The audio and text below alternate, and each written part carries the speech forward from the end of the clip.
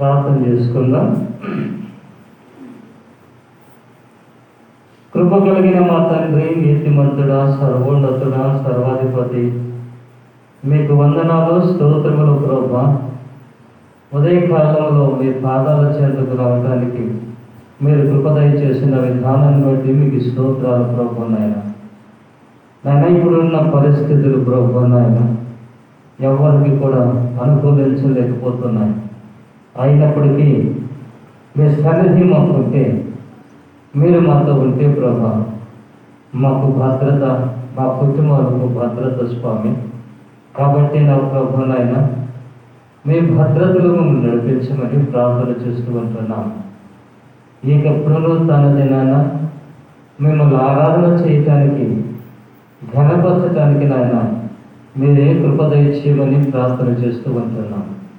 మీ సన్నిధికి రావాల్సిన ప్రతి బిడ్డని కూడా మీరు నడిపించండి.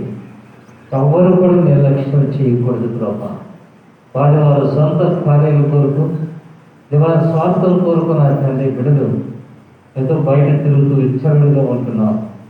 మీ సన్నిధికి రావడానికి ఆటంకాలు చెప్తున్నారు, అభ్యంతరాలు చెప్తూ ఉంటున్నారు. అలాంటి వాళ్ళతో ఈ ఉదయకాలంలో మీరు మాట్లాడమని కూడా ప్రార్థన చేస్తూ ఉంటున్నాం. సన్నిధి ప్రభా మాతో కూడా ఉండాలి.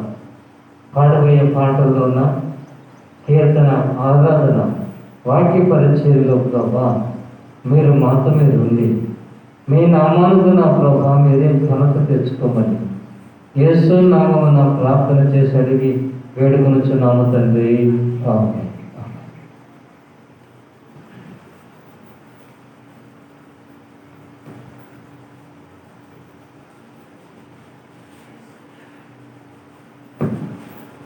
దేవుని మహాకృపను బట్టి, కృప కలిగిన దేవుడు ఇచ్చిన ఈ సమయాన్ని స్తుతి పాటతో ప్రారంభించుకొని సర్వశక్తిమంతుడైన దేవుని స్తుతిద్దాం. అత్యున్నత సింహాసనముపై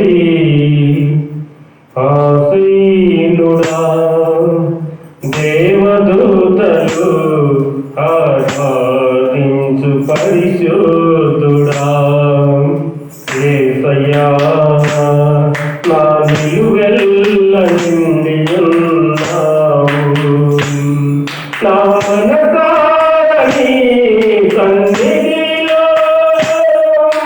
సాగిలపడి నమస్కారము చేసగా, సాగిలపడి నమస్కారము చేసగా, నా మనసారని సన్నిధిలో సాగిలపడి నమస్కారము చేసగా, సాగిలపడి నమస్కారము చేసగా. ప్రతి వసంతము నీ దయా కిరీటమే, ప్రకృతి కలలన్నీయు నీ మహిమను వివరించునే. ప్రతి వసంతము నీ దయా కిరీటమే, ప్రకృతి కలలన్నీయు నీ మహిమను వివరించునే. ప్రభువా నిన్నే ఆరాధించెదా కృతజ్ఞతార్పణలతో, కృతజ్ఞతార్పణలతో. ప్రభువా నిన్నే ఆరాధించెదా కృతజ్ఞతార్పణలతో, కృతజ్ఞతార్పణలతో. అత్యున్నత సింహాసనముపై ఆసీనుడా, దేవదూతలు ఆరాధించు పరిశుద్ధుడా, యేసయ్యా నా నిలువెల్ల నిండి ఉన్నావు. నా మనసారని సన్నిధిలో సాగిలపడి నమస్కారము చేసగా, సాగిలపడి నమస్కారము చేసగా. పరిశుద్ధుడా,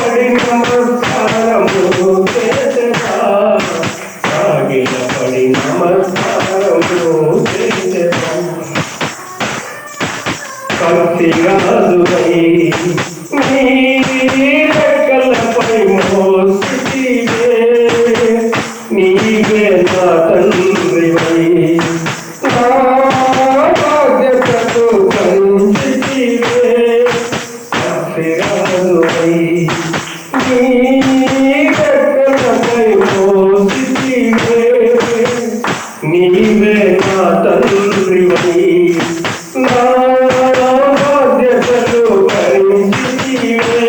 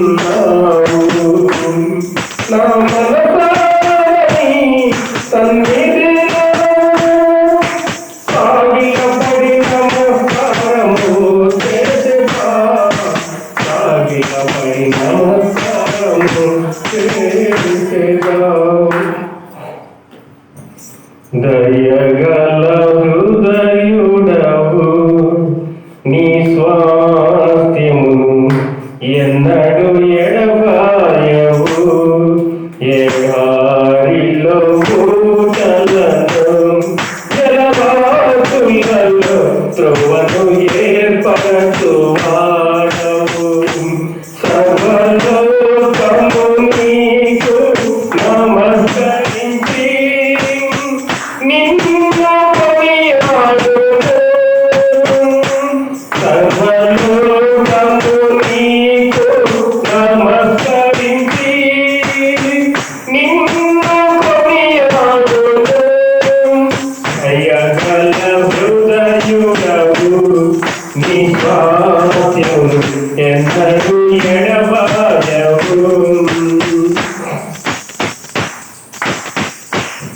సత్యస్వరూపి నీ దివ్యవాక్యమే నాకు జీవ మార్గము సారము వెదజల్లు నీ జాడలే నాకు జీవన గమనము సత్యస్వరూపి నీ దివ్యవాక్యమే నాకు జీవ మార్గము సారము వెదజల్లు నీ జాడలే నాకు జీవన గమనము శ్రేష్టమైన ఉపదేశముతో జీవము కలిగిన సంగములో నింపుచున్నావు నీ వెదజతో నన్ను నాటుకున్నావు సమృద్ధితో శ్రేష్టమైన ఉపదేశముతో జీవము కలిగిన సంగములో నింపుచున్నావు నీ వెదజతో నన్ను నాటుకున్నావు సమృద్ధితో దయగల హృదయుడవు నీ స్వాస్థ్యమును ఎన్నడూ ఎడబాయవు ఎడారిలో పూటలను జలవాసులలో త్రోవను ఏర్పరచు వాడవు పరిశుద్ధుడా నీ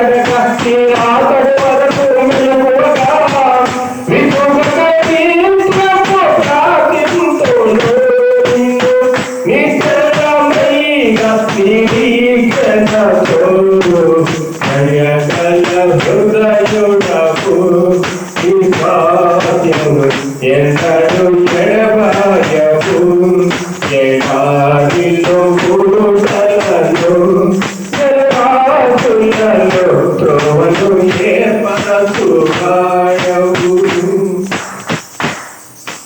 పరిపూర్ణంగా నీ దివ్య సీతమే నాకు జీవాహారము పరవాసిగా జీవించుటే నాకు నిత్య సంతోషము పరిపూర్ణంగా నీ దివ్య సీతమే నాకు జీవాహారము పరవాసిగా జీవించుటే నాకు నిత్య సంతోషము ఆశ్రయమైనది నీ నామమే సజీవమైనది నీ త్యాగమే ఆరాధింతుమయ్యా నిన్ను నిత్యము కీర్తించి ఘనపరచును ఆశ్రయమైనది నీ నామమే సజీవమైనది నీ త్యాగమే ఆరాధింతుమయ్యా నిన్ను నిత్యము కీర్తించి ఘనపరచును అయ్యగల హృదయుడవు నీ పాదములు ఎన్నడు ఎడబాయవు ఎడారిలో మూటలలో జలవాసులలో త్రోవలు ఏర్పరచువాడవు సర్వలోకము నీకు నమస్కరించి నిన్ను కొనియాడును సర్వలోకము నీకు నమస్కరించి నిన్ను కొనియాడును దయగల హృదయుడవు నీ స్వాస్థ్యము ఎన్నడు ఎడబాయవు హల్లెలూయా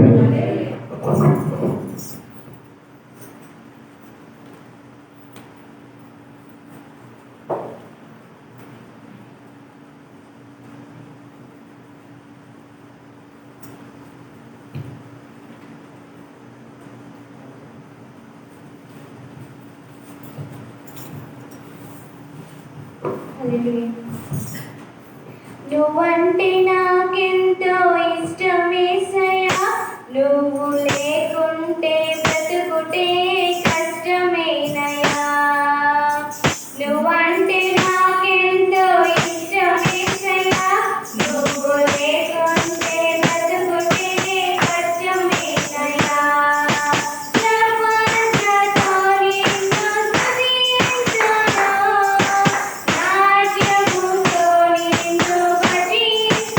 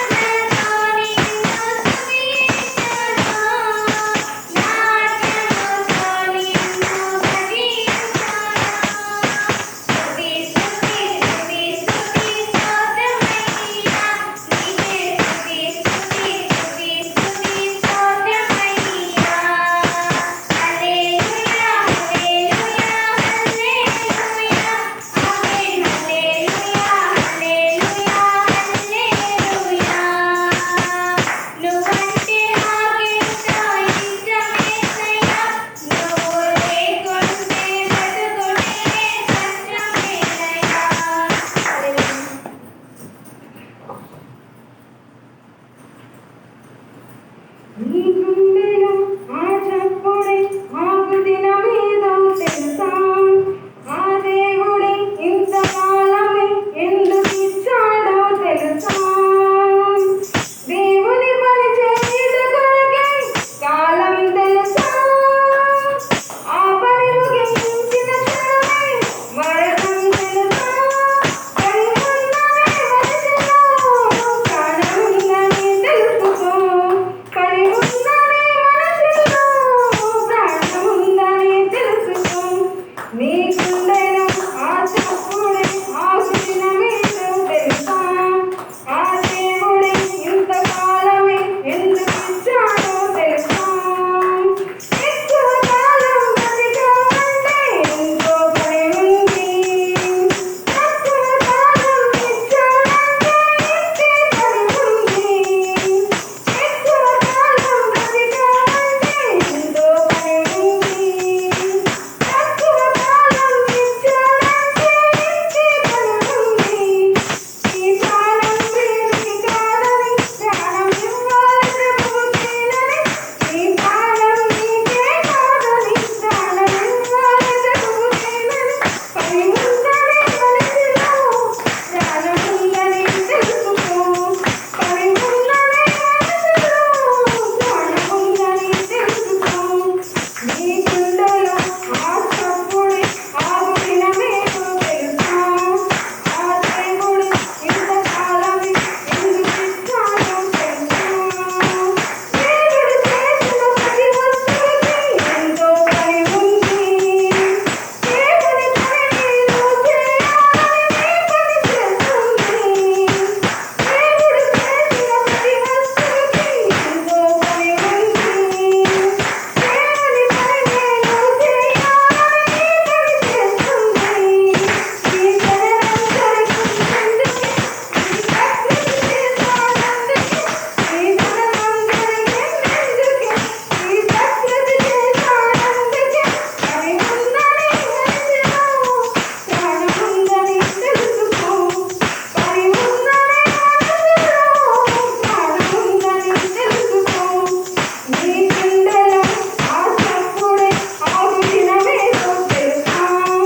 ఆ దేవుడే ఇంతకాలమే ఎందుకు ఇచ్చాడో తెలుసా? దేవుని పని చేయుట కొరకే కాలం తెలుసా? ఆ పని ముగించిన క్షణమే మరణం తెలుసా? పని ఉన్నదే మనిషిలో ప్రాణం ఉందని తెలుసుకో. పని ఉన్నదే మనిషిలో ప్రాణం ఉందని తెలుసుకో. నీ గుండెలో ఆ చప్పుడే ఆకు దినమేదో తెలుసా? ఆ దేవుడే ఇంతకాలమే ఎందుకు ఇచ్చాడో తెలుసా?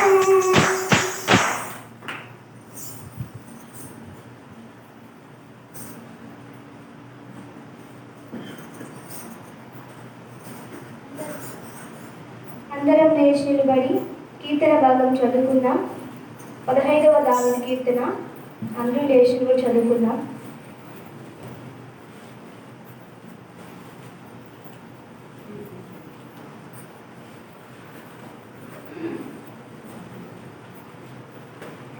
యెహోవా నీ గుడారములో అతిథిగా ఉండదగిన వాడెవడు? నీ పరిశుద్ధ పర్వతము మీద నివసింపదగిన వాడెవడు? యథార్థమైన ప్రవర్తన కలిగి నీతిని అనుసరించుచు హృదయపూర్వకముగా నిజము పలుకువాడే. అటివాడు నాలుకతో కొట్టెములాడడు, తన చెలికానికి కీడు చేయడు, తన పొరుగువాని మీద నింద మోపడు. అతని దృష్టికి నీచుడు అసహ్యుడు. అతడు యెహోవా యందు భయభక్తులు గలవారిని సన్మానించును. అతడు అందరూ కలిసి చదువుకుందాం. తన తన ద్రవ్యము ద్రవ్యము వడ్డీకియడు, నిరపరాధిని చెప్పుటకై లంచము పుచ్చుకొనడు. ఈ ప్రకారము చేయువాడు ఎన్నడూ కదల్చబడడు.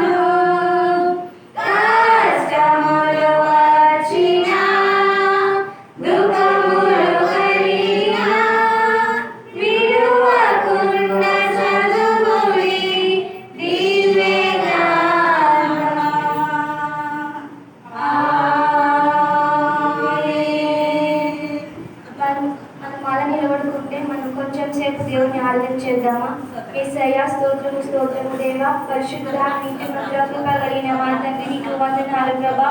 ఈ దినాన్ని మాకు ఇచ్చినందుకు నీకు లెక్కలేని వేలాది వేల కోట్ల స్తోత్రాలు ప్రభా. ఈ దినము చూడలేని వారు ఎంతో మంది ఉన్నారు ప్రభా. యేసయ్య, నాకు ఈ దినాన్ని ఇచ్చినందుకు నీకు వందనాలు ప్రభా. నీ ప్రార్థన చేద్దామా? యేసయ్య, నీకు వందనాలు స్తోత్రము ప్రభా. ఎంతో మంది ఈ సమయంలో ప్రార్థన లేక బాధపడుతున్నారు ప్రభా. నా ప్రార్థన మాకు ఇచ్చినందుకు నీకు వందనాలు ప్రభా. ఈరోజు నాతో మాట్లాడు దేవా. నీ సేవకుడి ద్వారా నాతో మాట్లాడు దేవా. యేసయ్య, నీ ప్రార్థన చేద్దామా? యేసయ్య, స్తోత్రము స్తోత్రము ప్రభా. మనం ఇంత ఆరోగ్యంగా ఉన్నామంటే అది నీ కృపే కదా. యేసయ్య, స్తోత్రము స్తోత్రము స్తోత్రము ప్రభా. యేసయ్య, నీ పూర్ణ మనసు, నీ పూర్ణ ఆత్మ దేవుని ఆరాధన చేద్దామా? యేసయ్య, కొద్దిమంది ఉన్నామని ఉండకుండా ప్రభా. దేవుడు ఎక్కడ ఇద్దరు ముగ్గురు కూడి నామాన్ని ఉంటారు అక్కడ సెలవిష్ణ మా తండ్రి కదా. ప్రార్థన చేద్దామా? యేసయ్య, స్తోత్రము స్తోత్రము ప్రభా. పరిశుద్ధ నీతిమంతుల కృప కలిగిన మా తండ్రి, యేసయ్య, నీకు వందనాలు స్తోత్రము స్తోత్రము ప్రభా. నా గొప్ప దేవానికి ఎవరు మౌనముగా ఉండుకున్న ప్రార్థన చేద్దామా? ఇది మనకు లేకపోవచ్చు కదా. దేవుడు మనకి ఇచ్చాడు కదా. యేసయ్య, నీకు వందనాలు ప్రభా. నాకు ఇంత ఆరోగ్య విషయకు లెక్కలేని వందనాలు స్తోత్రము స్తోత్రము ప్రభా.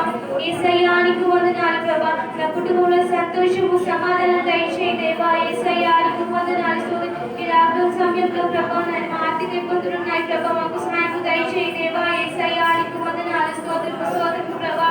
అని ప్రార్థన చేద్దామా? దేవానికి వందనాలు స్తోత్రము స్తోత్రము ప్రభా. మీరు మౌనముగా ఉండకుండా ప్రార్థన చేద్దామా? యేసయ్య, నీకు వందనాలు ప్రభా. నా గొప్ప దేవానికి వందనాలు స్తోత్రము ప్రభా. యేసయ్య, నీకే వందనాలు. నా బలము నీవే ప్రభా. యేసయ్య, నా కొండ కోట నీవే దేవా.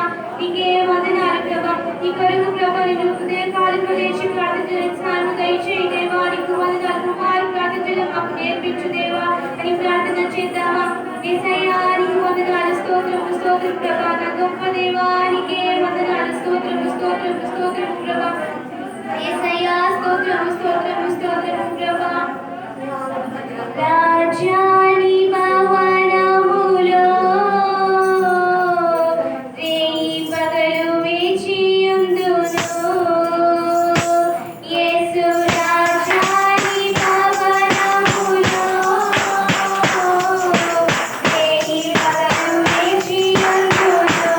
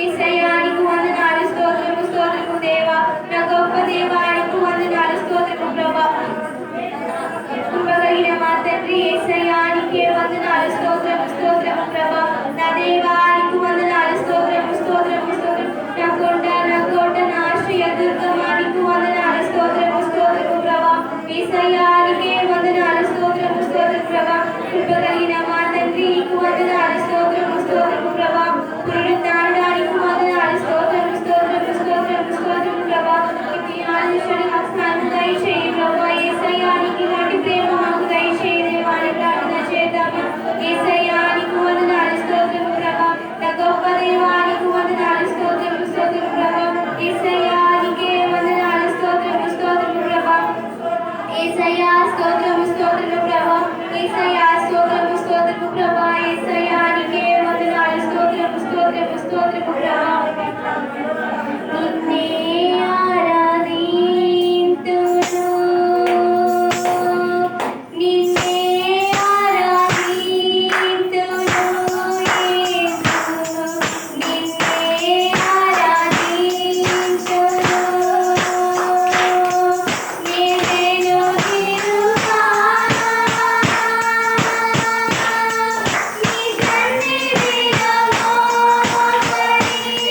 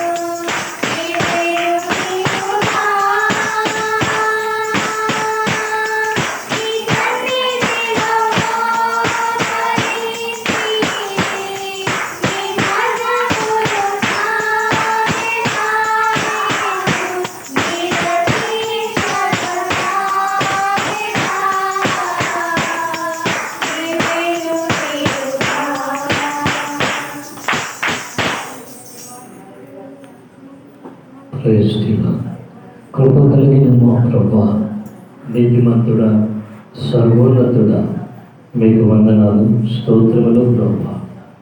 ఉదయకాలము మీ పాదాలు చెంతకు రావడానికి మీరు కృప దయచేసిన విధానాన్ని బట్టి మీకు వందనాలు. మాతో మీరు ఉన్న దేవుడు, నడిపించే దేవుడైనందుకు మీకు స్తోత్రాలు ప్రభా. ఇదిగో నా తండ్రి, చాలామంది విచ్చలవిడిగా తిరుగుతూ బయట మరి దేవుని సన్నిధికి వస్తున్నప్పుడు, వచ్చేటప్పుడు ఎన్నో ఆటంకాలు చెప్పుకుంటూ ఆయన సన్నిధిని రాలేక గణపరచలేకపోతూ ఉంటున్నారు. వారి నిమిత్తమే ప్రార్థన చేస్తూ ఉంటున్నాను. వారితో మీరు మాట్లాడండి, ఆ భయాన్ని పుట్టించండి ప్రభా. నేను నా ఇంటి వారు యెహోవాను సేవించదము అన్న మాటని ప్రతి కుటుంబానికి నా ప్రభావం జ్ఞాపకం చేయండి. మీరే కృపలో జ్ఞాపకం చేసుకున్నాను దేవా. నా తండ్రి, ప్రత్యేకంగా ఈ కరోనా విషయంలో ప్రపంచ దేశంలో, మరి ముఖ్యంగా భారతదేశంలో నైనా గ్యాస్ అందక, ఆక్సిజన్ అందక ఎన్నో ప్రాణాలు పోతూ ఉన్నాయి స్వామి. వ్యాధికి తాళలేక ఎంతోమంది ప్రాణాలు విడిచిపెడుతుంటున్నారు ప్రభునా తండ్రి. అవమానాలు భరించలేక చనిపోతున్నారు ప్రభునా, ఆత్మహత్యలు చేసుకుంటున్నారు. వారి కొరకే ప్రార్థన చేస్తుంటున్నారు. కుటుంబాల మధ్యన ప్రేమను ఉంచండి, ఐక్యతని మీరు ఉంచండి ప్రభా. దేవా నా తండ్రి, అప్పట్లోనే వ్యాధిగ్రస్తులకు దూరంగా ఉంచినప్పుడు వారి దగ్గర మీరు వెళ్ళి వారిని ముట్టి మీరు బాగు చేశారు దేవా నా తండ్రి. అప్పటి నుంచి కూడా నా ప్రభా నాయన, మరి మీ శిష్యులైతేమి అందరూ కూడా ప్రభా వ్యాధిగ్రస్తుల మధ్యకు వెళ్ళి పరిచర్యలు చేశారు. ఎందుకంటే నా ప్రభా నాయన, మీ వ్యాధి కంటే మీ ప్రేమ గొప్పది అని ప్రభా నా తండ్రి వారు తెలుసుకుని దేవానా తండ్రి సమస్తాన్ని కూడా చేయించుకుంటూ ముందుకు సాగారు. అందుని బట్టి ప్రభా ప్రార్థిస్తూ ఉంటున్నా. ఇదిగో నా ప్రభు నాయన, మీరే సమస్తమైన కార్యాలు ప్రభా జరిగింపచేయండి నాన్న. మీ వాక్యాన్ని బోధించడానికి కావాల్సిన కృపని, ఆ శక్తిని ప్రభు నాయన మీరు ప్రసాదింపచేయమని యేసు నామమున ప్రార్థన చేసేందుకు వేడుకొనుచున్నాము తండ్రి, ఆమేన్. Praise the lord.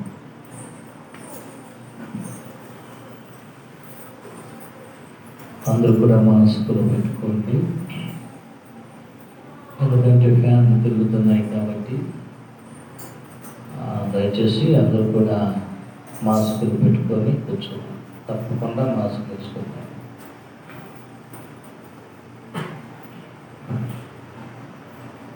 నేను కూడా మాస్క్ వేసుకుని ఉన్నాను. నాకు ప్రసంగం చేసి ఎక్కువ ప్రార్థన చేసిన ఇబ్బంది పడినా. మరి దేవుని యొక్క మహాకృప, పరిశుద్ధుడైన దేవుడు, సర్వోన్నతుడైన యేసుక్రీస్తు ప్రభుల వారిని ఘనపరచడానికి, మహిమపరచడానికి దేవుడు మనకెంతో ఆ కృపను దయచేశాడు. ఆయన ప్రియమైన దేవుని బిడ్డలారా, ఇక కరోనా సెకండ్ వేవ్ బయలుదేరింది. కుటుంబాల్ని మరి అది తన పొట్టలు పెట్టుకుంటున్నది. సంఘాల్లో సేవకులకును విశ్వాసులకు కూడా అది ఎవరిని కూడా వదిలిపెట్టడం లేదు. అయినా కూడా ఇలాంటి పరిస్థితిలో దేవుడు మనల్ని ఆయన తన కృపలో మనల్ని భద్రపరిచాడు. మనకు జీవం ఇచ్చాడు, ఆరోగ్యం ఇచ్చాడు, క్షేమాన్ని ప్రభు మనకు అనుగ్రహించాడు. ప్రభు కార్యాలన్నీ కూడా శ్రేష్టంగానే ఉంటున్నాయి. కాబట్టి మనం సజీవ లెక్కలో మనం ఉంటున్నాం. ప్రియమైన సంగమా, ఇప్పుడున్న పరిస్థితిని చూస్తున్నట్లయితే ప్రేమ అనేది చల్లారిపోయాను, ప్రేమ లేకుండా అయిపోయాను. రాత్రి నేను ఒక వాక్యాన్ని ధ్యానం చేయాలని నాకు దేవుడు ప్రేరేపించాడు. మరణము కంటే దుఃఖపరిచేది నాకు ఒకటి ఉంది అని జ్ఞాని అయిన సొలొమోను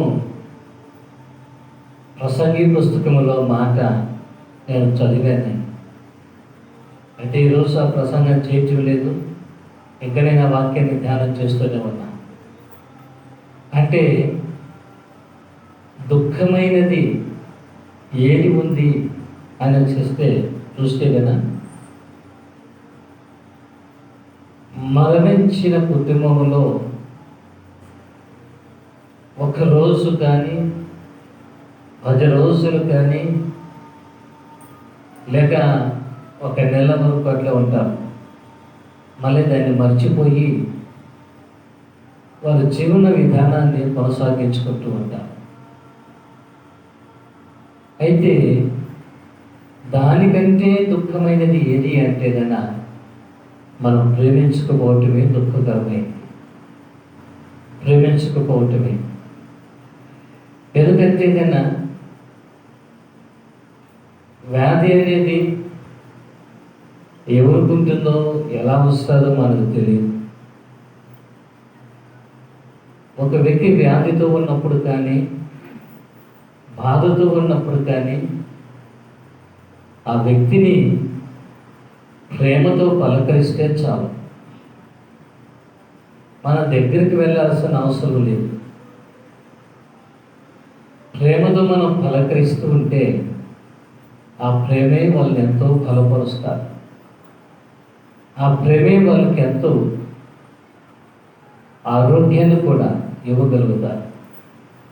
కాబట్టి ఈరోజు చూస్తుంటున్నప్పుడు సమాజం అనేది చాలా విచారమైపోయారు. నిన్న ఒక విషయాన్ని నేను చూశాను. కుటుంబంలో యజమానుడికి బాగలేదు, కరోనా వచ్చింది, భార్య పిల్లలు వారు సపరేట్గా ఆ బాధని తాళలేక ఆయన ఆ నీళ్ళ తొట్టిలో పడి చనిపోయాడు. ఆ రోజు రాక నిన్న దినాన ఆ బాడీ తీయటానికి భార్య కానీ వాళ్ళ బంధువులు ఎవరిని పిలిచినా కూడా రాలేదు. ఏమంటే కరోనా ఉంది. నేను చూశాను. నేను నిజంగా చాలా బాధపడ్డా. ఆ బాడీని చూసి భార్య పరిగెత్తుకొని వెళ్ళిపోయారు, బిడ్డలు గట్టిగా తీసుకొని వెళ్ళిపోయారు. చూడండి, ఇది ఎంత దారుణం అనిపించిందంటే నాకు అంత దారుణం అనిపించింది. అంటే వ్యాధి అనేది అంత బీభత్సంగా వస్తుంది. ఈ ప్రేమను కూడా లేకుండా చంపేస్తూ ఉంది ప్రేమని అనేది. అయితే బైబిల్ని మనం చూస్తూ ఉన్నప్పుడు దేవుడు ఆయన ప్రేమామయుడు అన్న మాటని మనం చూస్తూ ఉంటున్నాం. ఆ ప్రేమను మనము చూపెట్టాలి. ఆ ప్రేమను మనం చూపెట్టాలి. ఆ ప్రేమతో మనం ముందుకు మనం సాగేవారుగా ఉండాలి. అదే ప్రభు కోరుకుంటున్నాం. ఆ ప్రేమలో మనం ముందుకు మనం సాగాలి. సంఘము అన్న తర్వాత ప్రతి సందర్భంలో కూడా, ప్రతి విషయంలో కూడా సంఘంలో ప్రతి వ్యక్తిని ఒకరినొకరు ఆదరించుకోవాలి. ఒకరి కొరకు ఒకరు ప్రార్థన చేసుకోవాలి. ఆదరించుకోకుండా, ప్రార్థన చేసుకోకుండా ఆ సహవాసం అనేది లేకపోతే కన్నా నిజంగానూ సంఘాన్ని ఎంతో దుఃఖపెట్టిన వ్యక్తిగానే ఉంటున్నాం. అదే సమయంలో ఈరోజు చాలామంది ఎలా ఉంటున్నారంటే వారి స్వార్థాలు వారు చూసుకుంటున్నారు. సంఘమైనా ఎవరైనా సరే వారి స్వార్థాన్ని వారు చూసుకుంటున్నారు. ఆ స్వార్థం అనేది ఎలా ఉంటుంది అని మనం చూస్తుంటే ఈ ఎదుటి వ్యక్తిని గ్రహించలేదు. ఎదుటి వ్యక్తిని గురించి ఆలోచన చేయనివ్వదు, వారి చింతని కూడా గ్రహించనివ్వదన్నమాట. దయచేసి బాగా గమనించాలి. కరోనా ఉంది, నేను కాదని లేదు. కరోనా ఉందని మీరు భోజనం చేయకుండా ఉన్నారా? కరోనా ఉంది అని చెప్పి మీరు బజారుకి వెళ్ళకుండా ఉన్నారా? కరోనా ఉందని చెప్పి మీరు ఏ పని మీరు చేసుకోవటం లేదా? అన్నీ చేసుకుంటున్నారు. కానీ దేవుడు అంటే కరోనా అంటారు, రాలేము, పోవద్దు అని మాట్లాడతారు. నువ్వు ఉన్నా నీ ఇంట్లోకి కరోనా వస్తే ఏం చేస్తావు? అది ఏ విధమైన ముందు మనిషి కలిస్తే, లేక మనిషి కానీ ఏదైనా ఆ వ్యాధిగ్రస్తులు తాకితే ఏదైనా వస్తూ ఉండేది. ఇప్పుడు అలా కాదండి, గాలిలో కూడా వచ్చేస్తామండి. అయితే ఆ జాగ్రత్తలు చూసుకోవాలి, దేవుని సన్నిధిని కూడా చూడాలి. అదే సమయంలో సంఘాన్ని నడిపిస్తున్న కాపరి బాధ్యత కూడా సంఘానికి ఉంది. కాపరి యొక్క బాధ్యత సంఘానికి, ప్రతి విశ్వాసకి ఉంది. ఒక్క రోజైనా కాపరి గురించి మీరు ఆలోచన చేస్తున్నారా? మీరు భోజనం చేసేటప్పుడు పాస్టర్ గారి కుటుంబాన్ని గురించి ఆలోచించారా? ఆయన భోజనం చేస్తున్నాడా లేదా? ఆ కుటుంబంలో ఎలా ఉన్నారు అనేది. అంటే మీకు పని చేసుకోవడానికి పని ఉంది, మీకు సంపాదన ఉంది. సేవకునికి ఏ పని ఉంటుంది? సంఘమే కదా. సంఘంలో విశ్వాసీ ఆ బాధ్యత మర్చిపోతే కాపరి ఎలా బ్రతకాలి? కాపరి ఎలా ముందుకు వెళ్ళాలి? రాత్రి 12 గంటలకు వరకు నాతో సేవకులు చాలామంది ఫోన్లో మాట్లాడారు. ఆ మాట్లాడుతున్నప్పుడు నాకు చాలా నేను చెల్లించిపోయాను. ఎందుకంటే అయ్యా, సంఘాలు మూతపడిపోయి విశ్వాసులు మమ్మల్ని పట్టించుకోలేదు, మేము ఏం చేయాలో మాకు అర్థం కాలేదు. భోజనాన్ని కూడా మా దగ్గర లేదండి. రాత్రి నాకు కానీ డబ్బులు అకౌంట్లో నాకు నింటే నేను పంపించేవాడిని. ఎందుకంటే పరిస్థితి అంతే కదా. అయితే ఇలాంటి వారి కొరకు నిజంగా మనం ఎంతో భారంగా మనం ప్రార్థన చేయాలి. కాపరి విషయంలో కూడా చాలా జాగ్రత్త మీరు తీసుకోవాలి. ఎందుకంటే మీరే ఉన్నారు, సుఖంగా సంతోషంగా అనుకునేది కాదు. కానీ మమ్మల్ని ఆత్మీయంగా పోషిస్తున్న కాపరి, మా కొరకు ప్రార్థన చేస్తున్న కాపరి ఎలా ఉన్నాడు అనేది కూడా ఆలోచన చేయటం అనేది మంచిది. ప్రియులారా, మన విషయాల్లో ఇంకా మనం ముందుకు వెళుతూ ఉందాం. ఎందుకంటే కన్నా వాక్యాన్ని మనం చూస్తూ ఉన్నట్లయితే అపవాదైన సాతానుడు వాడు ఏం చేస్తుంటున్నా, వాడు చేసే కార్యాలు ఏంటివి అన్న విషయాన్ని గురించి ఆలోచన చేస్తే కన్నా వాక్యాన్ని చూడండి. దానియేలు గ్రంథములో నుండి, దానియేలు గ్రంథము 7వ అధ్యాయము 5వ వచనాన్ని మనం చదువుకుందాం. దానియేలు 7వ అధ్యాయము 5వ వచనాన్ని చూద్దాం. తొందరగా చదవండి. రెండవ జంతువు ఎలుగు వంటిని పోలి ఉన్నది. అది ఒక పార్శ్వం మీద పండుకొని తన నోట పండ్ల మధ్య 3 ప్రక్కటెముకలను పట్టుకున్నది.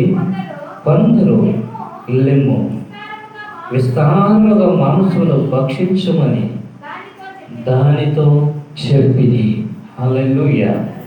ప్రియమైన దేవుని బిడ్డలారా, మన వాక్యాన్ని జాగ్రత్తగా మనం చూస్తూ ఉన్నట్లయితే దానియేలు గ్రంథాన్ని మనం చూస్తుంటున్నప్పుడు ప్రవక్త అయిన గొప్ప ప్రవక్తగా మనం చూస్తూ ఉంటున్నాం. ఈ ప్రవక్తగా ఉండి ఆయన చేస్తున్న దేవుడు ఇచ్చిన మాట్లాడుతున్నప్పుడు మనల్ని చెలింప చేసే విధముగా, భయం కలిగించే విధముగా ఈ మాటలు మనకు కనపడుతూ ఉన్నాయి. ప్రజలకు భయపడలేదన్న. దేవునికి భయపడిన వాడు ప్రజలకు భయపడు.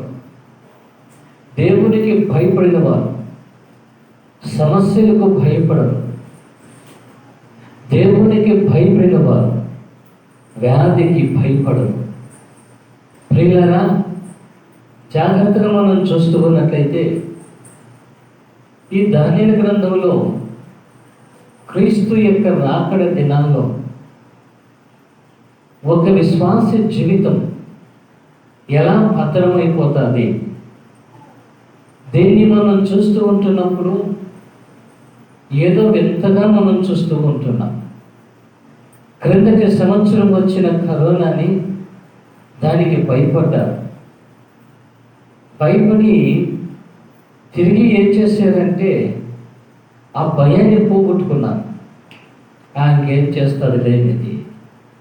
రెండోది ఏమంటే వ్యాక్సిన్ వచ్చేసింది కదా, మాకేం కాదులే, ఇంక మేము బ్రతికిపోతాము అని అనుకున్నా. కానీ ఏది కూడా పనిచేయటం లేదు.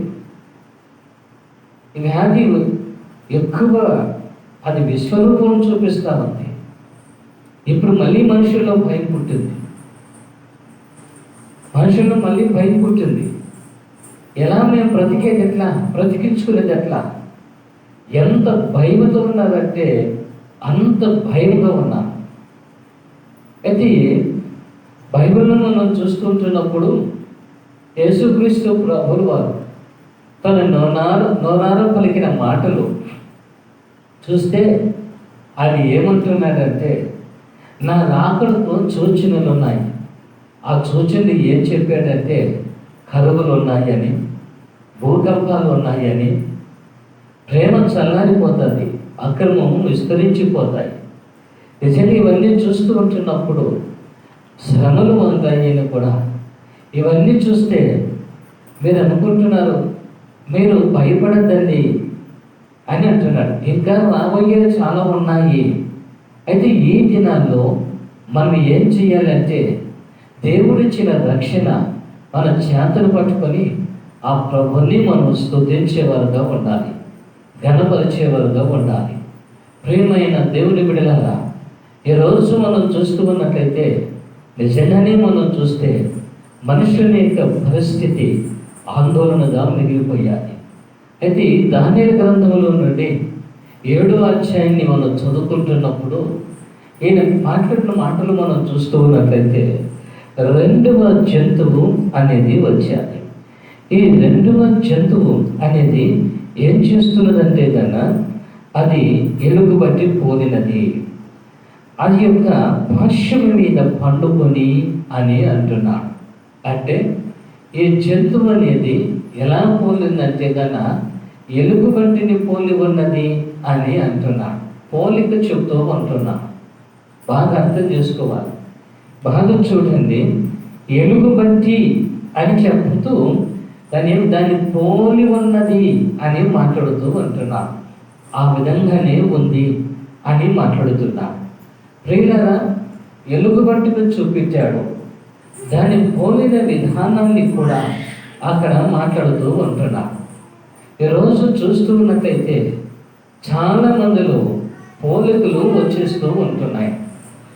ఏ పోలికలు వస్తూ ఉంటున్నాయి అని అంటే కన్నా ఈరోజు ప్రభు ఏం మాట్లాడుతుంటున్నాడంటే, నేను వెలుగు ఉన్న ప్రకారంగా మీరు ఆ వెలుగులో మీరు నడుచుకోండి అని అన్నాడు.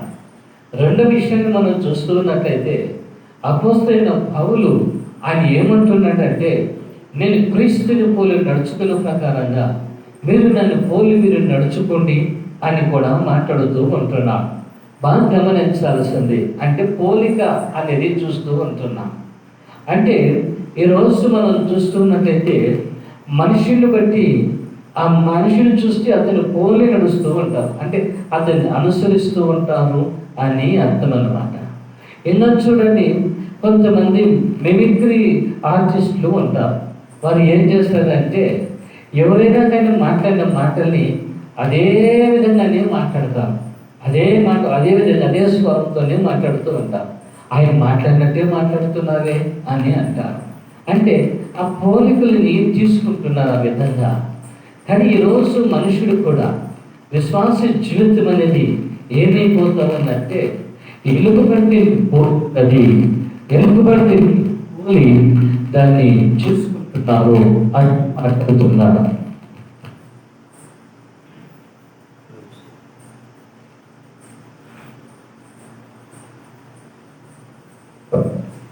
ఎలుగుబంటిని దాన్ని గుణాలని తీసుకుంటున్నారు. దాని అర్థం అది చేస్తున్న పని ఏమి, ఆ ఎలుగుబంటి చేస్తున్న పని ఏమి చేస్తా ఉంది, దాన్ని ఎందుకు ఇక్కడ బైబిల్ ఇక్కడ మాట్లాడుతూ ఉంటున్నాడు అని మనం చూస్తూ ఉన్నట్లయితే మనుషుని యొక్క పోలికలు మారిపోయాయి.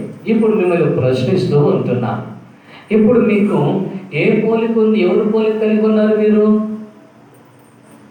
ఎవరు పోలిక కలిగి ఉన్నారు చెప్పరే? మా నాన్న పోలిక. అమ్మ పోలిక లేదా? అమ్మ పోలిక లేదా? మేనమామ పోలిక లేవా? ఇక మనం దీనికి ఊరికి పోలిక పడలేదే అని అంటాం. అమ్మ పోలిక లేదు, నాయన పోలిక లేదు, మేము వీడికి ఏ పోలిక రేయుడు రేయుడు అని అంటారు. ఇట్లా కూడా అంటారు. ఒకసారి నా కుమార్తె పుట్టినప్పుడు మరి మేమిద్దరం కూడా, నేను నా భార్య ఇద్దరు కలిసి మాట్లాడుతూ ఉండి నేను అన్నాను, లేదబ్బా నీ పోలికే పుట్టింది పాప అన్నాను నేను. అంటే ఆద్యాడ నా పోలిక పుట్టింది, అంతా నీవే పుట్టింది, నీ పోలికే అంతా నువ్వే ఆ పాప అనేది. ఇద్దరి మధ్యన కూడా వాదన జరుగుతూ ఉంది. ఆ మధ్యకి సేవకుడు వచ్చేసాడు, పెద్ద ఆయన వచ్చి ఏంటి మీరిద్దరు మాట్లాడుకుంటారే అని అన్నాడు. మాకు అప్పుడు నేను అన్నాను, మీ చెల్లెలు అంటా ఉంది, నా పోలిక అంటా ఉంది, నేను ఆ పోలిక అంటాను అంటే ఆయన నవ్వి, ఎవరి పోలిక అయితే ఏముంది నాయన, దేవుని పోలిక ఉంటే బాగుంటుంది కదా అని. అట్లా కాదు, చెప్పండి ఎవరి పోలిక అనేది. మళ్ళీ ఇప్పుడు అయిన తర్వాత ఇప్పుడు ఆమెకు కూతురు పుట్టింది. అది ఇప్పుడు ఏమంటే అంతా అమ్మ పోలికే. మనం తీసుకొని వెళ్ళిపోతే ఉదయం చెడికి తీసుకెళ్తే ఏమన్నదంటే అంతా నీ కూతురే, నీ కూతురు చూసినట్టు ఉంది. నేను ఈ పోలికలు ఎట్లా వస్తూ ఉన్నాయి? పోలికలు వస్తే వచ్చినాయి, కానీ ఏమి రాకూడదు, ఏమి రాకూడదు, వారిలో ఉన్న చెడ్డ గుణాలు రాకూడదు, చెడ్డ గుణాలు రాకూడదు. ఈరోజు చెడ్డ గుణాలు ఎక్కువైపోయినాయి. ఆ గుణం అనేది కనపడదండి. నువ్వు మంచివాడవా చెడ్డవాడవా, మంచి వ్యక్తివా చెడ్డ వ్యక్తివా అనేది కనపడదండి. అయితే ఎప్పుడు మంచి చెడు కనపడుతుందంటే గాన అందుకే పెద్దవాళ్ళు అంటారు కదా, మంచి బుద్ధి ఎక్కడ కనపడుతుందంట? మాంసం దగ్గర నాగల్ల మంచి బుద్ధి ఎక్కడ కనపడుతుంది? మాంసం దగ్గర కనపడుతుంది. ఏమి అంటే ఎట్లా అంటే కన్నా వడ్డించేటప్పుడు మరి చెయ్యి రాదు, గడగడ వణుకుతుంది అనమాట. ఎందుకంటే వాళ్ళకి వేసేస్తామే మాంసం వేసేస్తామే అని. బంధువులకైతే అందు కూడా ఒకసారి నేను చూస్తూ ఉంటాను మన సంఘంలో, ఏం చేసి వడ్డించేటప్పుడు కూడా మన వాళ్ళకి అయితే, మన బంధువులకైతే, మన రక్త సంబంధులకైతే ఒక ముక్క అట్లా దోస్తాము. పక్కోడు మన వాళ్ళు బంధువు కాదు కదా, వాళ్ళు పట్టించుకోకుండా ఒట్టేని వాడు బాడేసి వెళ్ళిపోతాము. ఏంటంటే బుద్ధి అటువంటిది. మన బుద్ధి ఒక బుద్ధి ఏం చేసేది, మారిన బుద్ధి ఇది. నేను ఒకసారి ఇట్లా కూర్చున్నాను, నేను కూర్చుంటే అందరిలో కూర్చున్నా, నా దగ్గర తీసుకొచ్చి తోసింది. నేను అసలు చికెన్ బాయిలర్ కూడా చికెనే సరిగ్గా తిన్నాను, దాన్ని ఎత్తుకొచ్చి నమ్మకాన్ని పడేస్తా ఉన్నాను. నేను వద్దు తిను పక్కన నన్ను చూస్తున్నాడు. ఈయనకైతే ఇట్లా దోస్తాను కానీ నేను తింటాను కదా, నాకు పెట్టచ్చు కదా అన్నట్టుగా నన్ను చూస్తూ ఉన్నాడు. నన్ను చూస్తున్నాడు, వాడిని చూస్తాను. నేను వద్దంటే వాడికి వెళ్ళి చూస్తాను, నాకు పెట్టరా నేను తింటాను అని అర్థమా. అయితే నేను అన్నాను, అక్కడ పెట్టానంటే పర్వాలేదు తినని పిల్లని నేను.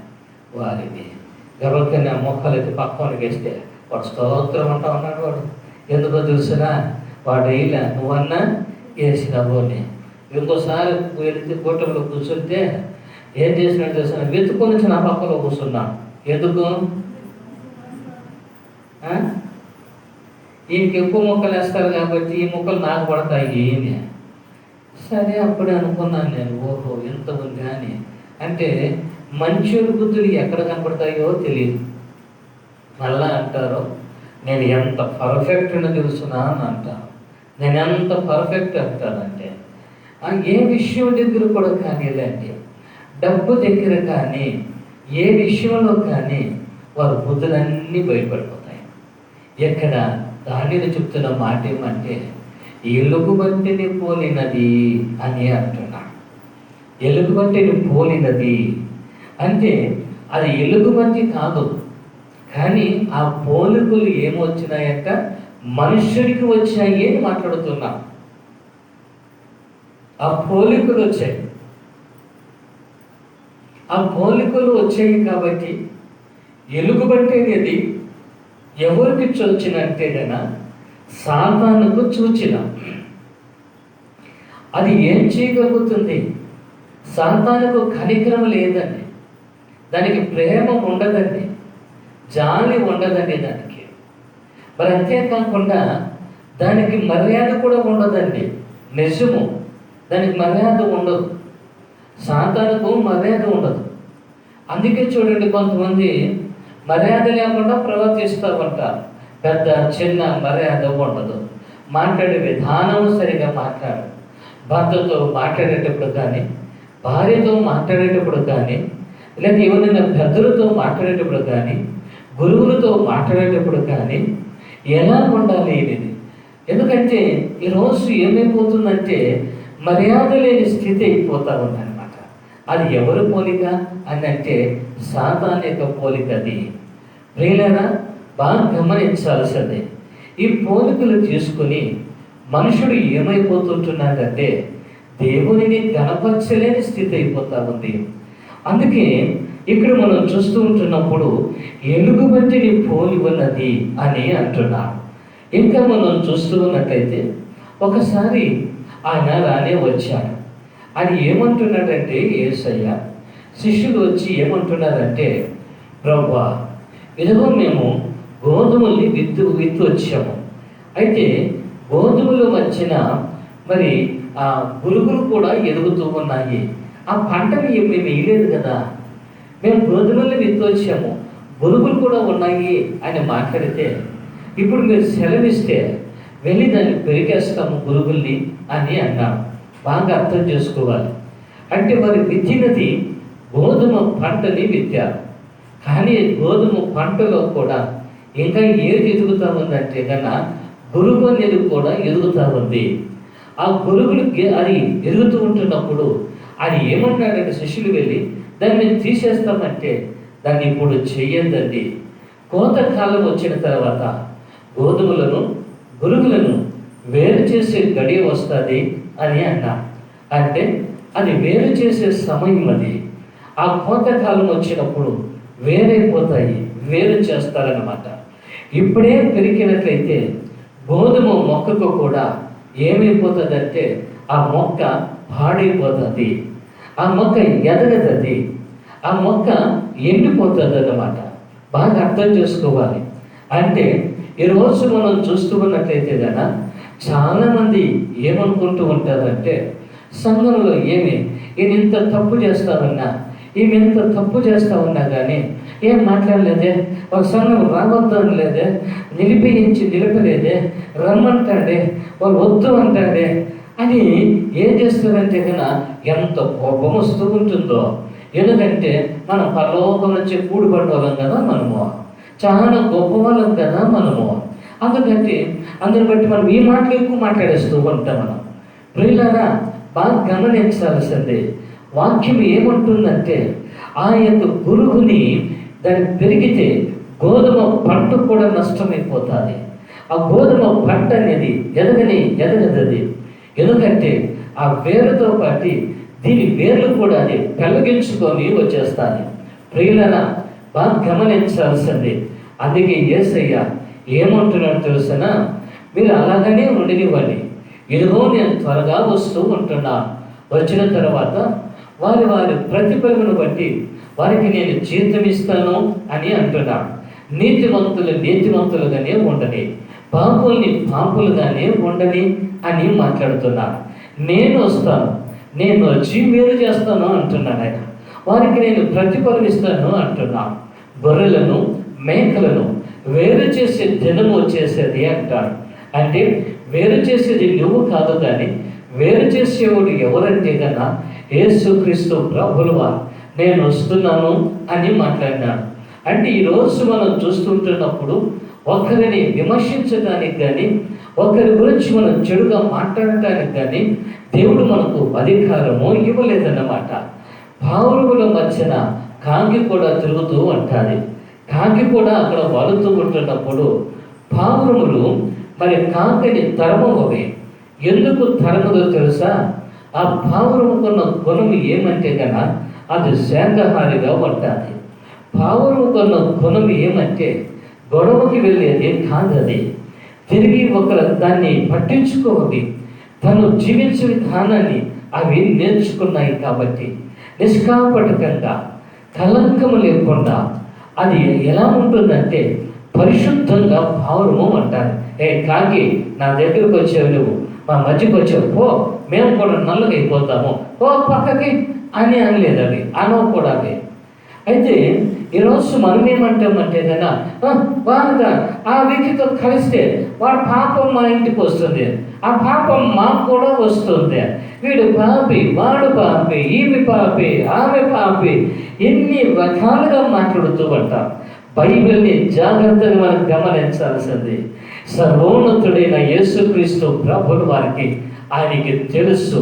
పాపాత్మురాలైన స్త్రీ యేసు పాదాల దగ్గరకు వచ్చి పడినప్పుడు, ఆ కన్నీటితో యేసు పాదాలు తడుపుతూ ఉంటున్నప్పుడు, ఆ తల వెంట్రుకలు చేసే పాదాలు తుడుస్తున్నప్పుడు, అత్తరం చేసి దాన్ని పగులుగొట్టి ఆయన మీద పోసినప్పుడు అక్కడున్న వారందరూ కూడా శిష్యులు కూడా అక్కడున్న శిష్యులు కూడా ఏమంటున్నారు తెలుసా? ఇవేమి వ్యభిచారి కదా, యేసుకు తెలియదా? ఇవి వ్యభిచారని యేసుకు తెలియదా అని మాట్లాడితే తిరిగి యేసయ్య ఒక మాట అంటున్నాడు. ఒక్కొక్కరు తిరిగి ఇంకొక వ్యక్తి ఏమంటున్నాడంటే ఎంత విలువైన దాన్ని తీసుకొచ్చి పగలగొట్టి ఆయన మీద పోసేసింది తల మీద. అది 300 దేనారాలు కదా. అది ఆ దేనారాలు తీసుకుని పేదలకు ఇస్తే సరిపోయింది కదా, ఎందుకు వ్యర్థం చేసేది అంటే ఒక్కొక్కరు ఒక రకంగా మాట్లాడుతూ ఉంటున్నాడు. ప్రభువు ఎవరిని పట్టించుకోలేదు. ప్రభు ఏమంటున్నాడంటే, అమ్మా నీ విస్తారమైన పాపములు క్షమించబడ్డాయి, నీవు వెళ్ళు సమాధానం కలిగిన దానివై. ప్రియులారా, యేసు ప్రభువుకు తెలుసు ఆమె వ్యభిచారిని తెలుసు, కానీ ఆ పాప విషయమే ఆమె ఏం చేస్తుందంటే పశ్చాత్తాపడుతున్నట్లుగా మనం చూస్తూ ఉంటున్నాం. ప్రియులారా, ఈ సందర్భాన్ని చూసిన తర్వాత నిజముగానే ఎంతోమంది జీవితాలు కదిలింపబడ్డాయి. అయినా ఇప్పుడు మనం చూస్తున్నట్లయితే మన మాటలు ఎలా ఉన్నాయో నాకు తెలియదు, కానీ అయితే దేవుడు ప్రతి మాటకు కూడా ఆయన లెక్కది కట్టే దేవుడుగా చూస్తున్నాం. ప్రియులారా, ఇంకా మనం చూస్తున్నట్లయితే సుంకపు బుద్ధాగారుడైన జక్కయ్య కుటుంబానికి వెళ్ళాడు. జక్కయ్య కుటుంబానికి వెళితే వీడు అన్యాయస్తుడు, వీడు అక్రమైన వాడు, డబ్బులు ఎక్కువగా వసూలు చేసేవాడు, వీనింట్లో పోయాడు ఆ యేసయ్య. అంటే నేను అనుకుంటున్నాను, ధనవంతుడు కదా, డబ్బు ఉండేవాడు కదా, ఆ ఇంటికి పోయినాడు కాబట్టి ఎక్కువ ఆయనకి డబ్బు చేసుకుంటాను, అక్కడ ఆయనకి ఎక్కువ డబ్బు ఇస్తారులే అంటే దీనికి ఏం ఆశ ఉంది? ధనాశ కలిగి ఉంది. పాపి ఇంటికి పోతే పాపి దగ్గరికి వస్తే పాపి అన్నారు, ఆ ఇంటికి పోతే అన్యాయస్తుడు అన్నారు, ధనమేమోహం అన్నారు. ఇంకా మనం చూస్తున్నట్టయితే చర్మకారుడి ఇంటికి యేసయ్య వెళ్ళాడండి. మళ్ళీ ఆ ఇంటికి ఆయన శివునింటికి వెళితే ఈయన చర్మకారుని శివును కదా, ఈయన తక్కువ జాతి వాడు కదా, ఆ ఇంట్లోకి పోయాడే. ఎక్కడికి పోవాలండి? యేసు ఎక్కడ ఉండాలి? అన్యాయస్తుడు ఆ ఇంటికి జగ ఇంటికి వెళితే అన్యాయస్తుడు అన్నారు, పాపాత్ముడి స్త్రీ వస్తే పాపి అన్నారు. మరి తిరిగి తక్కువ చేత కుటుంబంలోకి యేసయ్య వెళితే ఆయన తక్కువ అని మాట్లాడేశారు. ఎక్కడ యేసయ్య ఉండాలా? ఎక్కడ ఉండాలి? సేవకుడు ఎక్కడ ఉండాలా? సేవకుడు ఈరోజు ధనవంతుడి ఇంటికి వెళ్తే అబ్బా ఈరోజు ఆ ఈ ధనవంతులు ఇంటికి పోయాడు కాబట్టి ఈరోజు మా పేదలు పట్టించుకోడు ఆయన. లేదు ఒక్కోసారి ఎవరైనా కానీ తక్కువగా ఉండి ఏమి హీనంగా ఇంటికి పోయి కూర్చుంటే ఏంటి పాస్టర్ ఆ ఇంటికి పోయినాడు, ఆ ఇంటికి పోతే ఆయనకు మనకి ఎక్కడ లేకపోతే ఇంకా ఆయన అలాంటి వాడే కాబట్టి వాళ్ళ దగ్గరికి పోయినాడు, మన ఇంటికి పోతే బస్సు సేవకుడు అంటారు. ఓ పాపి ఇంటికి పోతే ఆ పాపి ఇంటికి పోయినాడు, ఈయన పాపే, ఈయన మాకు అవసరం లేదు అనుకుంటాను. అంటే మనుషుల ఆలోచనలు అనేక రకాలుగా ఉన్నాయండి. పోలికలు సరిగా లేవు, పోలికలు సరిగా లేవు. ఎలుగుబంటిని పోలి ఉన్నది, ఎలుగుబంటిని పోలికలు ఇవన్నీ కూడా. ఎక్కడ జీవించాలి యేసయ్య? ఎక్కడ ఉండాలి పరిశుద్ధత? అందుకే కొంతమంది అంటారంటే ఏమంటారంటే గొప్ప సంఘాలు ఇక ఏ సంఘాలు, ఏ సంఘం ఉంటుందంట? గొప్ప సంఘము ఉంది, మళ్ళా పేద సంఘము కూడా ఉంది. కాబట్టి ఆ పాస్టర్ గారు వాళ్ళ సంఘం ఏ సంఘం? అది పేద సంఘము. ఏ సంఘం ఏదే అంటే ఆ సంఘంలో వారు ఏం అనుకుంటే అది కొనేస్తారు వాళ్ళు, అంతే. ఆయన నోట్లో రావటం అవసరం. మన పాస్టర్ గారు ఎట్లా మాట్లాడే నాకు తెలియదు, వచ్చే వారానికి టీవీ కనబడాలి నాకు అక్కడ లైవ్కి, అంతే. ఏం రెండో మాట లేదు. రెండో వారం అంటున్నాడు, చెప్పిన మాట ప్రకారంగా పెట్టేసినారండి. అప్పటికప్పుడు 70,000 రూపాయలు ఇచ్చేసినారు, పెద్ద టీవీ తీసుకొచ్చి పెట్టేసినారండి అక్కడ. ఏంటంటే అది వెంటనే గొప్పల సంఘం అదే. పేదల సంఘంలో మైకులు కూడా సరిగా ఉండవు, సరిగా ఏది ఉండవు.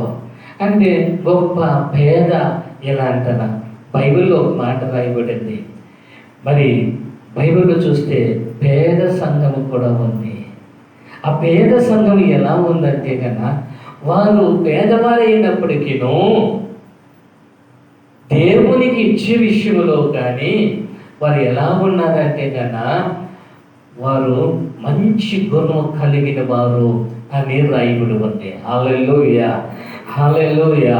గొప్పవాడు పేరు కోసం ఇస్తాడు, ఘనత కోసం ఇస్తాడు. పేదవాడు ఇచ్చేది ఎలా ఉంటుందంటే కన్నా నేను ఇచ్చేది దేవునికి ఘనతగా ఉండాలని ఇస్తాను. హల్లెలూయా, హల్లెలూయా. పేదవాడు భయపడుతూ నేను ఇచ్చేది కొద్దినైనా కానీ దేవుడు ఏం చేయాలి దానిని అంగీకరించాలని ఇస్తాడు. ప్రియులారా, బాగా గమనించాల్సింది. ఎందుకు ఈ మాట నేను చెప్తుంటున్నానంటే ఆ పోలిక అన్న దానిని గురించి నేను చెప్తూ ఉంటున్నాను. కానీ పేద సంఘము గొప్ప సంఘం అని కాదు, కానీ సంఘం నాయకుడు ఎవరు అంటే కన్నా యేసయ్య. సంఘములో ఉండే నాయకుడు యేసయ్య. నాకు ఈ మధ్య ఒక పాస్టర్ గారు ఫోన్ చేస్తున్నాడు, అయ్యగారు మీరు 40 సంవత్సరాల నుంచి సేవ చేస్తూ ఉన్నారు, మీరు ఇంతవరకు సంఘం నీ సంఘము అని అన్నారు. నేనన్నా నా సంఘము నేదే మాట్లాడద్దు, నా సంఘములో ప్రేమించే గుణం దేవుడు పెట్టాడు. హల్లెలూయా, హల్లెలూయా. ప్రేమించే గుణం దేవుడు పెట్టాడు.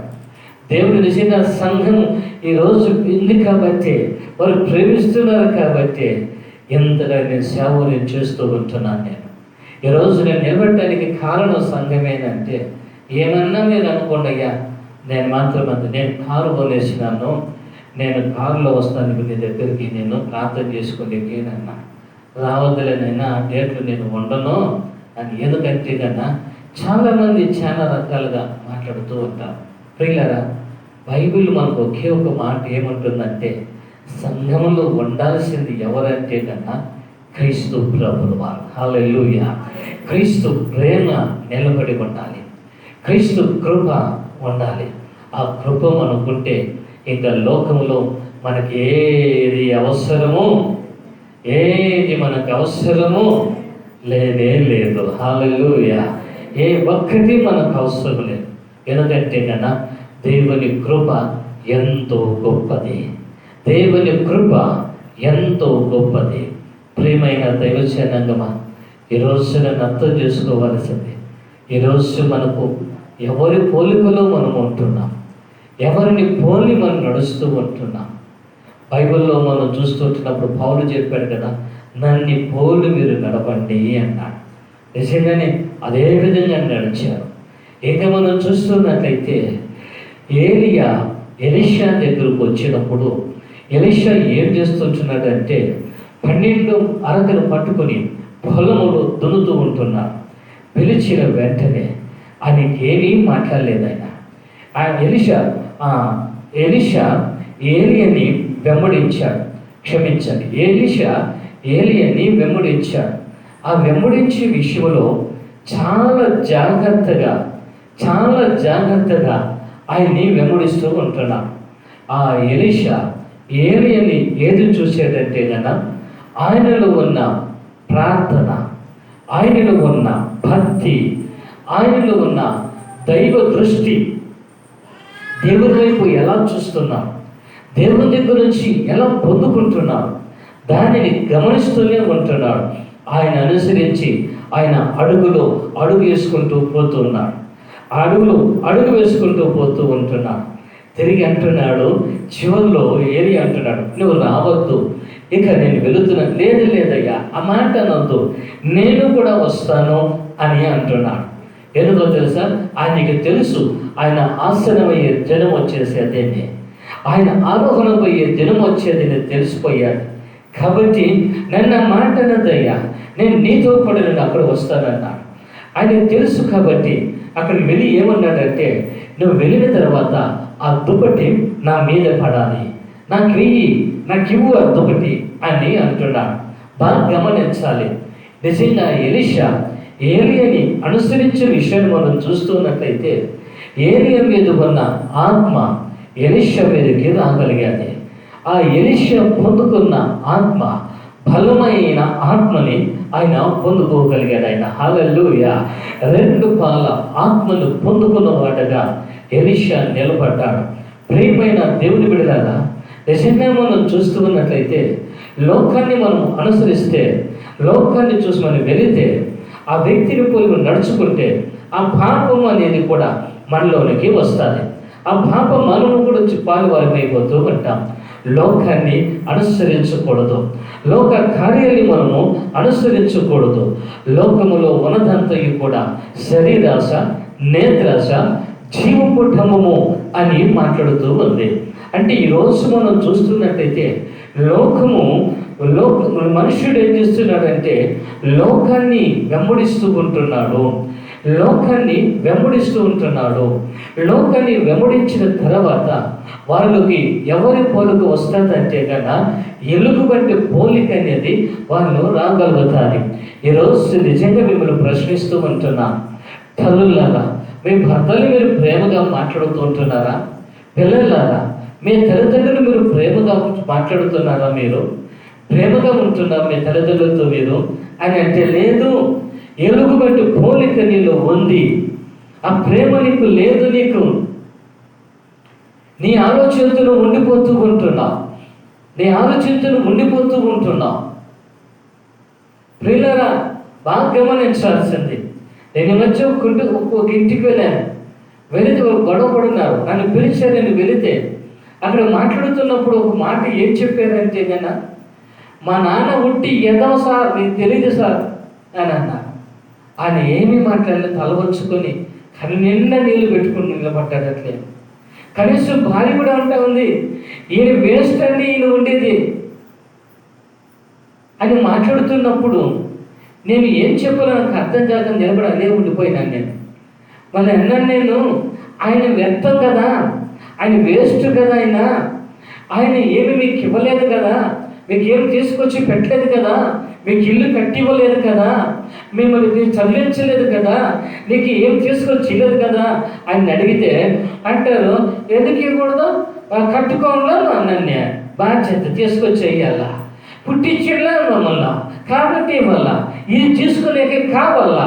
మన తండ్రి యాదవ, భర్త యాదవ, వీరు యాదవులు, ఎలుగు వంటి పోలికలివి, ఆత్మ తెలియని జీవితాలివి. ఎందుకండి వేషధారణ? ఎందుకు ఈ బ్రతుకు? చచ్చిపోకూడదా? బైబిల్ చెప్తా ఉంది, నీ తల్లిని తండ్రిని ప్రేమించమంటుంది. స్త్రీలరా మీ భర్తని ప్రేమించండి. పురుషుడు చెప్తున్నాడు, నీ భార్యని సన్మానించమని చెప్తూ ఉంటున్నాడు. బైబిల్ ఇన్ని రకాలుగా మాట్లాడుతూ ఉంటే ఈ పోలికలు లేకుండా ఎందుకు నువ్వు బైబిల్ ఎత్తుకొని తిరుగుతున్నావు? ఎందుకు బైబిల్ చదువుతున్నావు? ఎందుకు నేను క్రైస్తవుని చెప్పుకుంటున్నావు? సిగ్గు లేదా మనకి? మళ్ళీ మేము క్రైస్తవులని భుజాన వేసుకొని మాట్లాడుతూ ఉంటాం. జాగ్రత్త, క్రీస్తు రాకడ వచ్చే దినాలు వచ్చాయి. నీవు గోధుమతో పాటు కూడా గురువుగా ఎదుగుతూ ఉంటున్నావు. కోత కాలం వచ్చినప్పుడు అది కొయ్యబడి అగ్నికి వేయబడుతుందే తప్ప మరి దేనికి పనికిరాదు.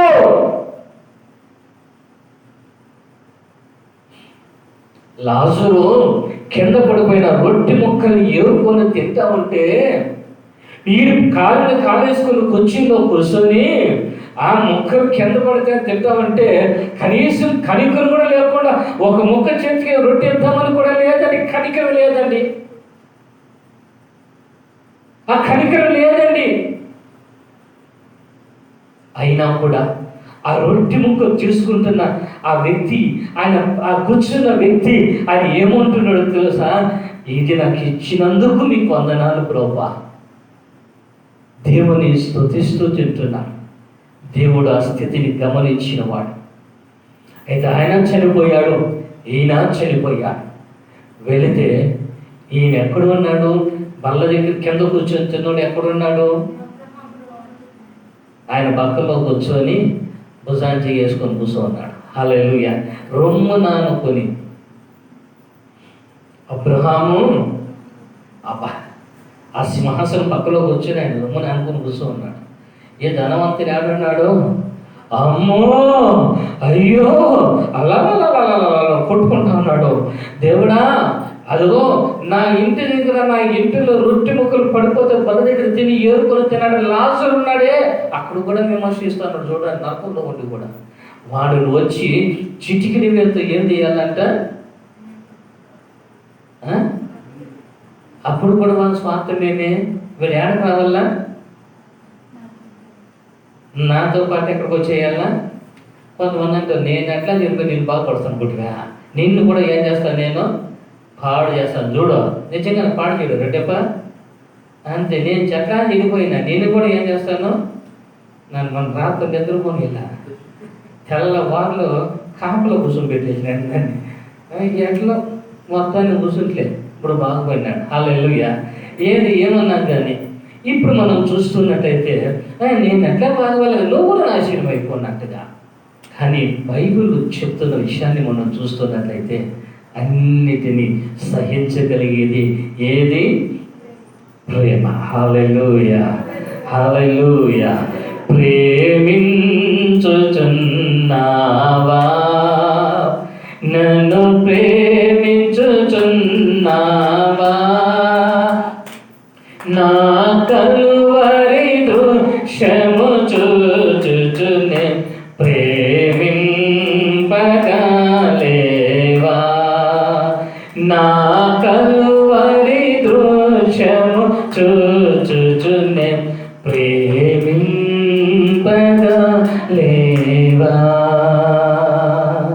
ప్రభు అంటున్నాడు, ప్రేమిస్తున్నావా?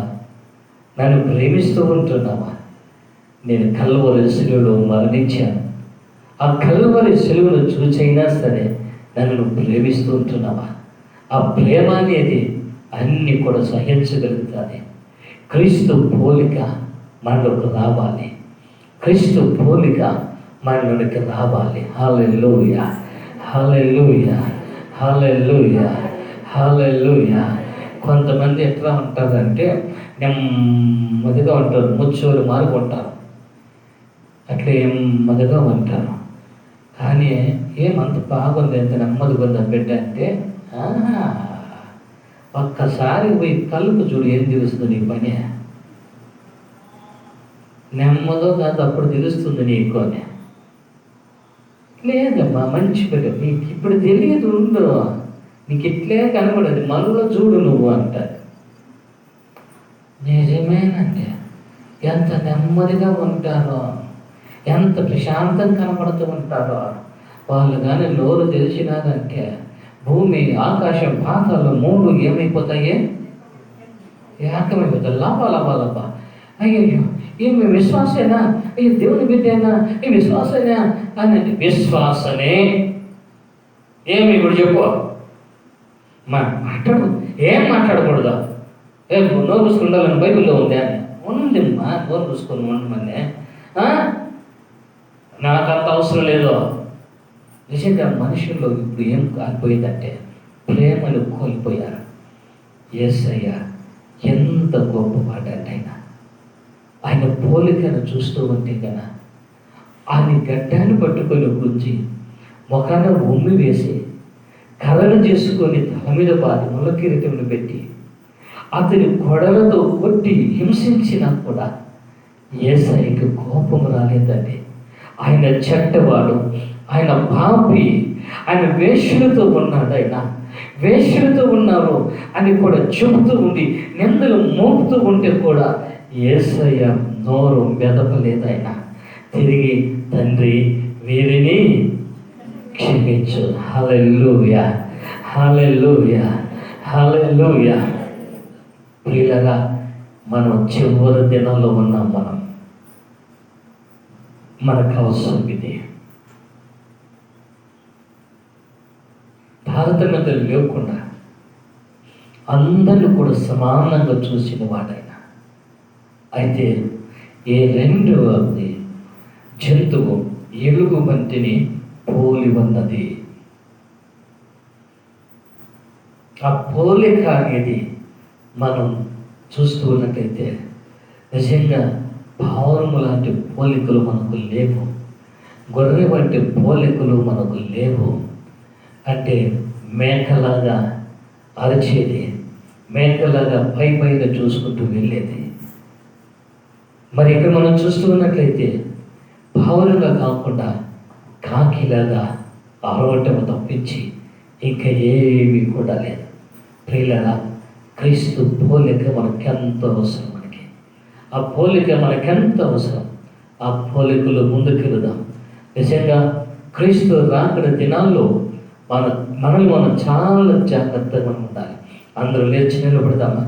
లేచి నిలబడి ఆ సర్వోన్నతుడైన దేవుణ్ణి యేసుక్రీస్తు ప్రభువుల వారి దగ్గర ప్రార్థన చేద్దామా? లేచి నిలబడదాం తొందరగా. ఎవరు కళ్ళు తెరద్దండి, ఎటువంటి చూడొద్దండి. దయచేసి నీవు నిలిచి నిలబడి నువ్వు ప్రభు వైపును చూడు. నీవు హల్లెలూయా. యేసు మీకే స్తోత్రాలు ప్రభువా, యేసు మీకే స్తోత్రాలు, హల్లెలూయా. తండ్రి మీకే వందనాలు ప్రభువా. నాయనా, ఎంతవరకు మీ పోలిక మాలోకి రాలేదు స్వామి, మీ ప్రేమ మాకు రాలేదు ప్రభువా, మీ దీర్ఘశాంతం మాకు రాలేదు ప్రభువా, మీ నిరీక్షణ మాకు రాలేదు స్వామి. అవును ప్రభువా, ఎలుగు వంటి పోలికలు ఉండిపోయి మేము ప్రభా క్రీస్తుని ముసుగులు వేసుకుని దేవ సంఘమును సమాజమును మిమ్మల్ని ప్రభా మోసం చేస్తున్న వ్యక్తులమే ప్రభా. దయతో మమ్మల్ని క్షమించండి నాయన. మీ పోలిక మాకు కావాలి ప్రభా. నా తండ్రి నాయన, మిమ్మల్ని పోలి మేము నడుస్తూ ఉంటున్నప్పుడు మమ్మల్ని పోలి ప్రభా అనేకులు నడవటానికి నా ప్రభా మీరే కృప దయచేయండి. యేసయ్యా, మీరే కృప దయచేయండి ప్రభా. యేసు మీకు స్తోత్రాలు, హల్లెలూయా. అమ్మ నోరు తెరవమ్మా. ఈరోజైనా యేసు పోలిక నీకు రాని అయ్యా నోరు తెరచి ప్రార్థన చెయ్యి. యేసు మీ పోలిక కావాలి ప్రభా. తండ్రి ప్రభా, ఇంతవరకు మనుషుని పోలిక నడుచుకుంటూ ఉంటున్నా, మనుషునికి గుణాలు కలిగి ఉన్నామే కానీ మానవత్వం లేకుండా నా ప్రభునైనా మా జీవితంలో నడుచుకున్నాం ప్రభా. అయ్యా నా తండ్రి, మీ పోలికలను ముందుకు సాగటానికి కావలసిన కృప మాకు దయచేయండి ప్రభా. మీకు స్తోత్రాలు. హల్లెలూయా. అయ్యా అమ్మ, ఈరోజు ఈ మాట నీకు నాకే కదా ఆలోచన చేస్తున్నావు. అందుకే కదా నాతోనే మాట్లాడుతున్నావు, నీకే ప్రభు మాట్లాడుతూ ఉంటున్నావు. ఎందుకు తెలుసా? దేవుడు నేను ప్రేమించాడు కాబట్టి, క్రీస్తు పోలిక నీలోకి రావాలని, క్రీస్తు రాకడలో మంచి గోధుమ పంటగా నిలబడటాని కోసమే ఆ యొక్క పంటగా వచ్చినప్పుడు తిరిగి ఎక్కడ పతనము కాకుండా, నీ ఆధ్యాత్మికమైన జీవితం పాడు కాకుండా, నీకు ఇచ్చిన పరిశుద్ధాత్మను కోల్పోకుండా, నీకు ఇవ్వడిన రక్షణ కోల్పోకుండా, నువ్వు నన్ను చేతులు పట్టుకొని పరిశుద్ధాత్మ పూర్వమై నిలబడినప్పుడు తిరిగి ప్రభుని చూచిన తర్వాత, ఓ ఫలానా మంచి నమ్మకమైన దాసురాలా, ఓ దాసుడా అని ప్రభు పిలవడిగా ఉండాలి. కాబట్టి నీళ్ళ వల్ల భక్తిని పాడు చేయటానికి, నీళ్ళ వల్ల ఆత్మీయతను పాడు చేయటానికి, నీళ్ళ వల్ల ప్రార్థన జీవితాన్ని పాడు చేయటానికి, ఓ క్రీస్తు రాకడకు సిద్ధపడకుండా చేయటానికి వస్తున్నాయి. ఎలుగుబంటి పోలిక అనేది నీ దగ్గరికి వచ్చేస్తూ ఉంటున్నాయి. మెలకువ కలిగి ఉండు, మెలకువ కలిగి నువ్వు ప్రార్థించు, మెలకువ కలిగి నువ్వు జీవించు. ఆ సర్వోన్నతుడైన యేసుక్రీస్తు ప్రభువు తన కృపతో బలపరచని ఆయన. హల్లెలూయా.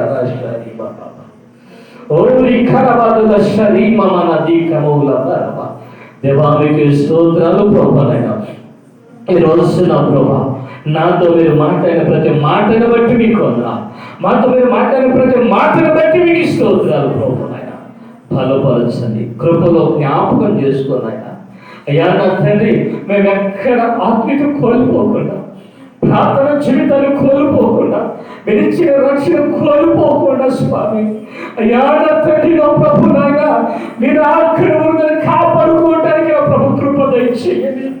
ఈ ఎలుగుబంటి పోలిక నా తండ్రి, ఎవరంతని ఆలోచన మా దగ్గరికి ఎన్నో వస్తున్నప్పటికీ వాటిని జయించడానికి నా ప్రభా, వాటిని అనేది దొరకటానికి నా ప్రభా మీరు కృప దయచేయండి. మీరు కావాలి, మీ రాజ్యం కావాలి ప్రభా. నాయన మీలో మీరు జీవించాలి ప్రభా. నా తండ్రి, మీరే కృప దయచేయండి. యేసు నామమున ప్రార్థన చేస్తున్నాము తండ్రి. ఆమేన్.